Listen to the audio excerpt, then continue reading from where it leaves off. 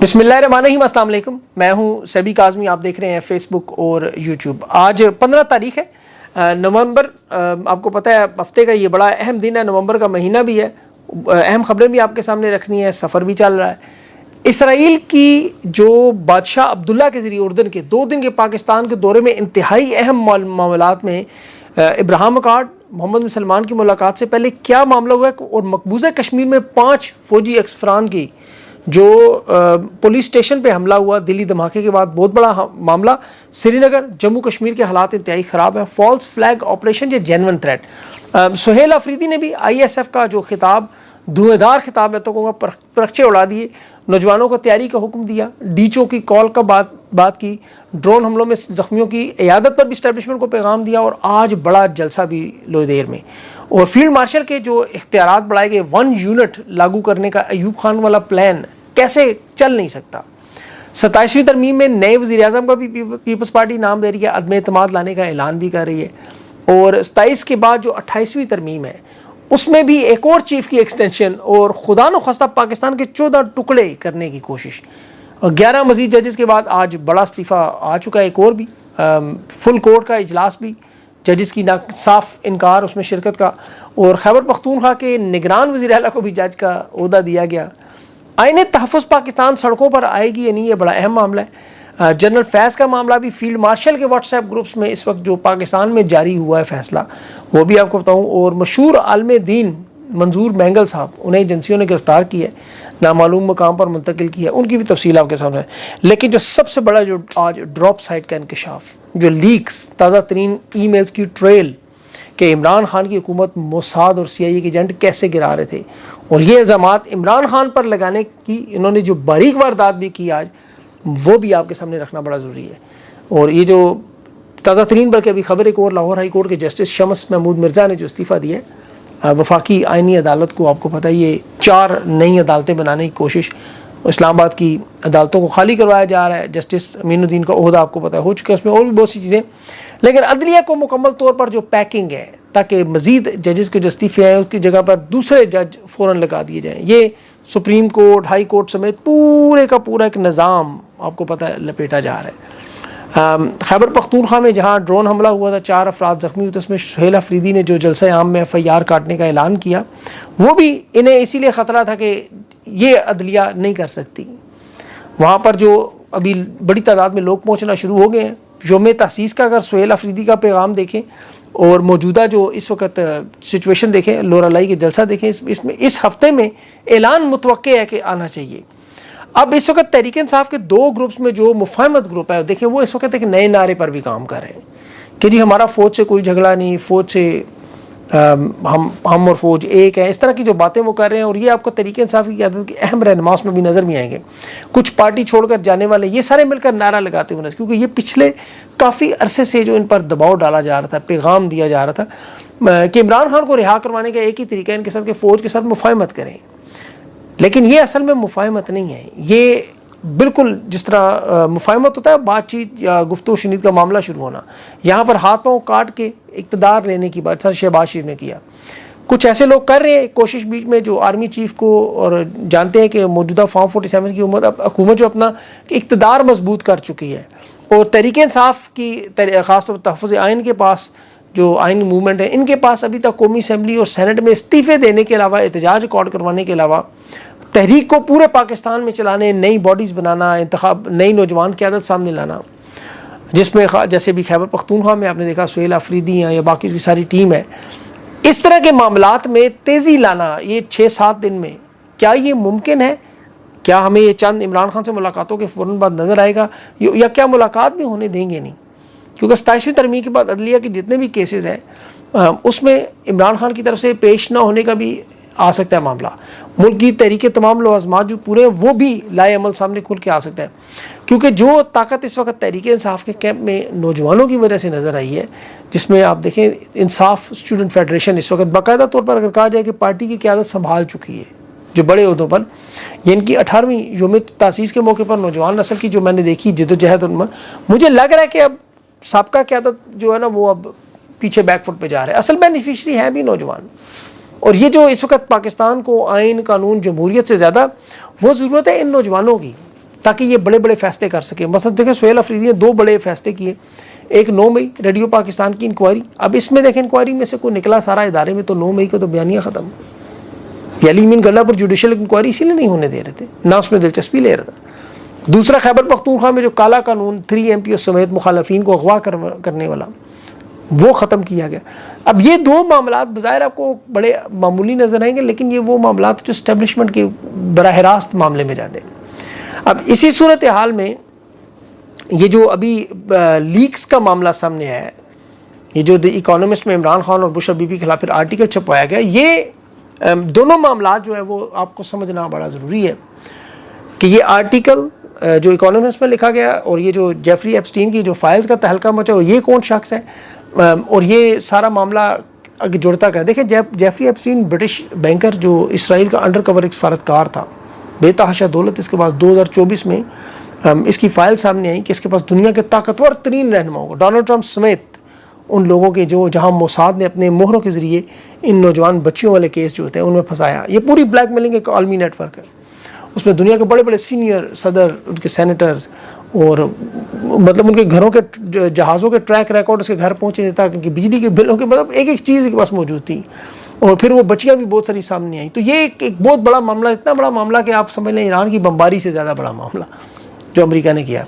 Elon Musk और Donald Trump की आपस में गुफ्तगू भी सामने आई इस पर, और इन फाइलों के सामने आने का मामला भी था। अब इसमें जो सबसे इंटरेस्टिंग बात पाकिस्तान के मामले में कि इसराइल, मोसाद और CIA किस तरह इमरान खान को इक़्तिदार से निकालने की, जो इनका सबसे बड़ा एजेंडा, जो खुद इनकी अपनी ईमेल्स में जो अभी ड्रॉप साइड, रायन ग्रेम और वकास ने ये ताकतवर शख्सियात की जो CIA समेत मोसाद समेत जो ईमेल्स रखी हैं, उसका लुबे लबाब यही बनता है कि इमरान खान को 2018 में हुकूमत से फारिग करने की कोशिश की और फिर जिस पर अमल 2022 में हुआ और इमरान खान को इक़्तिदार से निकाल कर इसराइल के साथ ताल्लुकात बढ़ाना, इजाफा करना, बहाली करना, ये बहुत बड़ी वारदात जिसमें जनरल बाजवा और उसके करीबी साथियों की जेफरी एप्स्टीन के साथ और जो इस वक्त इमरान खान के खिलाफ मुहिम चलाने वाले लोग हैं उनके साथ ताल्लुकात आप देखें। वो सारा ट्रेल ख्वाजा आसिफ से लेके जितने लोगों की इमरान खान के दौर में, जब इन्होंने बाद में हुकूमत गिराने के बाद कहा कि हमें तो जनरल बाजवा कोरोना के दिनों में बुला चुका था, तो वो सारे मामला जुड़ते कहाँ हैं, ताने बाने जाके जेफरी एप्स्टीन से, जिसे शदीद तरीन इमरान खान से नफरत इस बात पे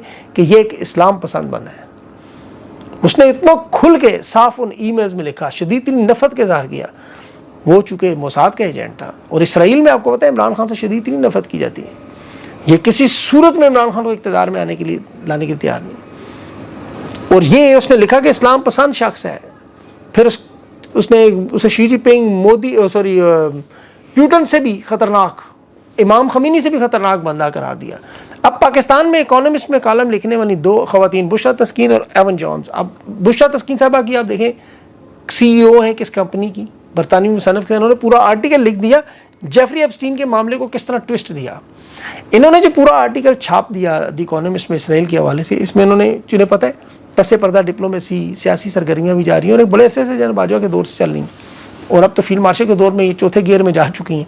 पहले तो खुफिया नोयत कराते थे, अब सरेआम खुल के हो रहे हैं, पब्लिक में हो रहे हैं। पाकिस्तानी हुकूमती वज़रा मशीर जो है वो इसराइली वज़ीर से खुलेआम लंदन में मुलाकातें कर रहा था सबके सामने। अब अब्राहम अकाउंट, गज़ा, ये सारी चीज़ें आप जानते हैं। अब यहाँ इसराइल के हवाले से खामोशी इख्तियार करना, ताकत का इस्तेमाल करना फ़लस्तीन में, जो आप सारा देखते रहे हैं।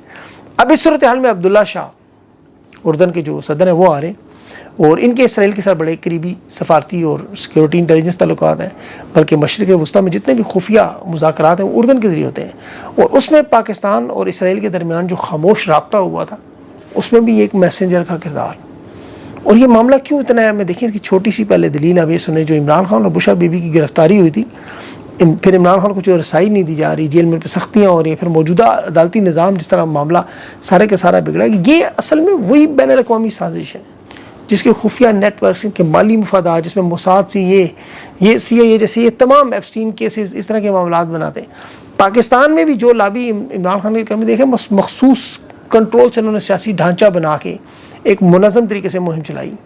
अब ये सारी चीज़ें उस लीक फाइल में ड्रॉप साइड राइन करके, तो आपको अंदाज़ा होगा कि किस तरह पाकिस्तान के इसराइल से ताल्लुकात बढ़ाने के लिए जो दबाव डाला जाता है, इमरान खान उसमें सबसे बड़ी रुकावट था। इसीलिए ने बैन अल-अक़वामी और मुकामी सतह पर एक मुनज़्ज़म मुहिम से इमरान खान को हटाया गया, उसकी पार्टी को तोड़ा गया था। तो ये जेफरी एप्स्टीन का जो किरदार, आपको पता है, द इकोनॉमिस्ट ने आर्टिकल लिख दिया। आप इस खातून की भी थोड़ी सी रिसर्च करें, बुशरा तस्कीन साहिबा, आपको उनके अकाउंट में नजर आएगा बाकायदा तौर पर, जेन्युइन तौर पर। पटवारी की मोनस क्या होती है, पटवारन बुरा लफ्ज़ नहीं है मुझे। वो 2024 में नून लीग की जीत शेर के निशान को सबके सामने बड़ा खुल के इजहार करती थी। फिर इमरान खान की किरदार कुशी की मुहिम, तो आप देखें कि वीडियोज़ और ट्वीट सबको अंदाज़ा हो जाएगा। अब इन्होंने जो इस गोरे एवन के साथ बैठ के ये आर्टिकल लिखा, वो भी इमरान खान की शादी से खुश नहीं था कि जुमामा से शादी क्यों हुई, और इमरान खान वो जिस तरह जेफरी एप्स्टीन खुश नहीं था, क्योंकि इन्हें पता है कि वो मुसलमान होकर आ रहे थे, तो खुश इस चीज़ को पसंद नहीं करते। चाहते इसने साफ साफ लिखा था इसमें जेफरी एप्स्टीन ने कि इमरान खान को इक़्तिदार से निकालो, ये दुनिया के अमन को ख़तरा डाल रहा है। ये तो और बात है, बाद में खुद मारा गया वो। नून लीग और पीपल्स पार्टी के ज़िम्मे फिर ये ड्यूटी लगाई गई थी। जिस तरह मरियम नवाज़ के पास वीडियोज़ मौजूद हैं, इसी तरह जेफरी एप्स्टीन के पास भी डोनाल्ड ट्रंप और अहम रहनुमाओं की वीडियोज़ भी हैं, केसेस भी हैं। अब देखना ये कि इस ब्लैकमेलिंग का धंधा, उस पर आला क़यादत पे इनकी किस तरह किरदार कुशी मुहिम को इस्तेमाल की थी। अब तक जितनी भी किरदार कुशी की इमरान खान की मुहिम इस्तेमाल, वो बुरी तरह नाकाम होगी। अभी तो जो हाइब्रिड निज़ाम ख्वाजा आसिफ कह रहे हैं ना, हुकूमती खुद वज़रा तस्लीम कर रहे हैं कि हम फ़ौज को के साथ मिल के हुकूमत में हाइब्रिड निज़ाम ला रहे हैं। आर्मी चीफ की 2030 तक की एक्सटेंशन, फ़ौजी एक्ट में तब्दीलियाँ, उन्हें field marshal, chief of defence, army chief इख्तियारात। तो ये जो हाइब्रिड निज़ाम ला के मुल्क की ऐसी की तैसी की, जिसकी अभी फाइनेंशियल टाइम्स ने बड़ी इंटरेस्टिंग अदारिया लिखा। 4 लाइनों में अगर उसका लुबे लुबाब देखें तो उन्होंने कहा कि फील्ड मार्शल ताकत तो आप इन्हें जनरल अब्दुल फताह सीसी वाली, मिसर वाली भी दे दें, बेशक कोशिश इनकी वही है, वे फ़ौज की बालादस्ती भी कायम कर सकते हैं, लेकिन इनका रवैया और उनकी पॉलिसियाँ ये पाकिस्तान की मईशत और मुआशरे को दोनों को तबाह कर दे। तो ये तबाही बर्बादी आपको नज़र आ रही है। ये जो बैरूनी वारदात आपको नज़र आती है वो तो अपनी जगह, अंदरूनी सतह पे आप देखें, चाहे अदालत की हालत जुडिशल कमीशन में या फरीदी को एक तरफ सुप्रीम कोर्ट का, दूसरी तरफ जस्टिस अमीनुद्दीन खान, और इन्हें लगाने वाले लोग कौन है? शहबाज शरीफ 16 अरब का TT केस और आसिफ जरदारी, करप्शन के बादशाह दुनिया का, ये खड़े होकर लगा रहे हैं इन लोगों को रिबो और ये एक जैसे। अब आप अंदाज़ा करें पाकिस्तान की अदालतों की इन्होंने ऐसी की तैसी फेर के रख दी। बाकी अब खुद सोच लें, बाकी अदलिया और इंसाफ के और जुडिशल कमीशन के जो मामलात हैं वो, अब उसमें जो जुडिशल कमीशन है उसमें भी मुनीब अख्तर, आज़म नज़ीर तारड़ है, अटॉर्नी जनरल वो उस्मान मंसूर है, बार कौंसल्स के नुमाइंदे हैं, फारूक इस्नाइक है, शेख आफ्ताब, मतलब 13 में से आप कह लें 11 तो हुकूमत की बराह रास्त नशिस्तें हैं। बाकी मुनीब अख्तर को छोड़ दें तो पीछे 2 लोग रहते हैं, बैरिस्टर गोहर और अली जफ़र, बाकी सारे इनके अपने। तो इन हालात में देखें इनकी कोशिश अदलिया को कंट्रोल करना, इनकी सारे इदारों को कंट्रोल। अब मैं यहाँ स्पेन में इस वक्त जो ये वीलॉग आपके सामने कर रहा हूँ, आप लोगों ने वीडियोस देखी होंगी, इमरान रियाज के साथ अभी वो एयरपोर्ट से हम सब लोग आ रहे थे, मुलाकात हुई। पाकिस्तानियों ने जिस अंदाज में मोहब्बत का इजहार किया, मैं तो यकीन करें मेरा तो अकल हैरान रहेगी, मैं इसका तासुरा अपने अल्फाज में बता नहीं सकता कि अनएक्सपेक्टेड इतना बड़ा इस्तकबाल, इतना तो मरियम नवाज़ का नहीं होता जो ज़बरदस्ती सीट पे बैठी हैं, लेकिन जो मोहब्बत इन्होंने दी वो नाकाबिले यकीन। मतलब इस लेवल पे लोग हमसे मोहब्बत करते हैं खान के नज़रिए की बुनियाद पे, कि उस नज़रिए के साथ जो लोग खड़े हो। तो उस पर मैंने तफसील से वो हम लोगों ने ये जो कॉन्फ्रेंस का ऐलान है अलादीन ने, जिसमें वो अबू बकर भी हैं, जिसमें वो कनाडा से अहमद अली भी आए हुए हैं, बाकी और भी साथी इसमें हमारे सारे मौजूद हैं, और कुछ रह गए हैं मेरे ख्याल में, जो रह गए उन्हें भी अलादीन को कोशिश करनी चाहिए, उनको भी किसी न किसी तरह बुलाना चाहिए, या उसको अगली जो दूसरी सीरीज में ग्रैंड बड़ा पैगाम दे कि अक्रॉस द बोर्ड जो लोग नाराज़ हैं, जो नहीं आ रहे, उन्हें भी बुलाएं, सबको इकट्ठा करें। ये देखें, ये तो हम तहरीक इंसाफ करें, तो सारी सियासी जमातों को जिस तरह इकट्ठा करनी है, इस तरह तमाम सियासी सोशल मीडिया के लोगों का, इसमें नून लीग के लोगों को भी मैं तो कहता हूँ बुला लें अगर वो आ जाएं, लेकिन वो आएंगे नहीं और ना ही उनके लिए प्लेटफॉर्म बनेगा। लेकिन इसका मकसद क्या है? खैर वो बहुत सारी चीज़ें तो कॉन्फ्रेंस के अंदर ही बात होगी, लेकिन उसमें मैं मसरूफ़ इसलिए वीलॉग्स की थोड़ी सी कोताही हो रही है, थोड़ी सी खबरें आगे पीछे हो रही है। उम्मीद है आप लोग सपोर्ट करेंगे, क्योंकि ये बड़ा मुश्किल है, सफ़र में भी फिर 6-8 घंटों का डिफरेंस भी है, और सोने जागने की रूटीन भी बिल्कुल ऊपर नीचे होगी, तबाह बर्बाद होगी बल्कि। लेकिन आप तक खबरें पहुँचानी बड़ी ज़रूरी है ड्यूटी के तौर पर, तो ये आप की भी थोड़ी जो अपने तावन उसमें पेश करें ताकि हौसला बढ़ता रहे। अपना ख्याल रखें, और एसार राना साहब के चैनल को सब्सक्राइब लाइक ज़रूर करें, और मुझे इजाज़त दें। अल्लाह हाफ़िज़।